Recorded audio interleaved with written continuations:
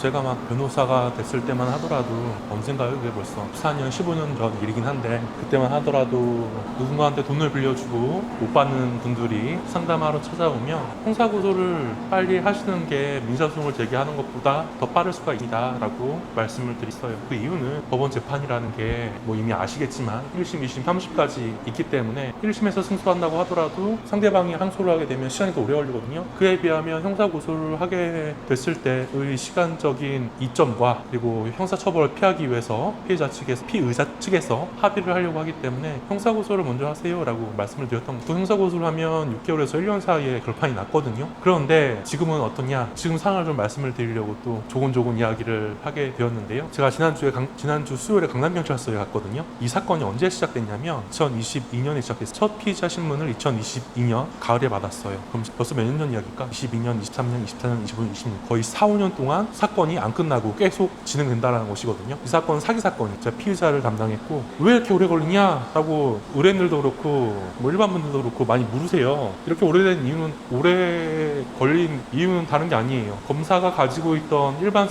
형사 사건에 대한 수사권이 없어지게 되면서 경찰이 이 사건 유죄 혐의가 있으니까 기소해 주세요 라고 검찰청에 사건을 올리면 검사가 그걸 보고 또 이제 분석하지 않겠습니까? 수사 기록도 보고 기존 법원의 판례 판단 내용도 같이 검토를 하면서 이제 판단할 텐데 조금 미흡한 게 있는 거예요. 서류적으로 아니면 내용적으로 아니면 피의자 신문하는 과정에 있어서 물어볼 내용을 못 물어봤다거나 이제 그런 거에 대해서 과거에는 제가 막 변호사 됐을 때만 하더라도 검사가 직접 피의자들을 소환해서 조사한 다음에 미흡한 부분을 보완하여서 바로 기소를 하든 아니면 불기소를 하든 했거든요. 근데 이제는 다 내려보내는 거예요. 서류적으로 미비한 경우에 아니면 반드시 물어봐야 될 사항을 안 물어봤거나 법리적으로 좀 안 되는 부분이 있으면 검사가 처리하는 것이 아니라 그 모든 것들을 다 경찰에 내려보내는 거예요.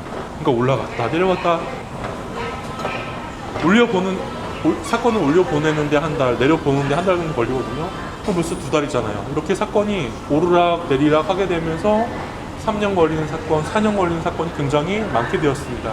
그래서 요즘은요, 제가 누구한테 돈을 뜯겼어요, 빌려준 돈을 못 받고 있어요 라고 할 때 형사고소가 아니라 먼저 민사소송을 제기할 것을 권해드리고 있어요.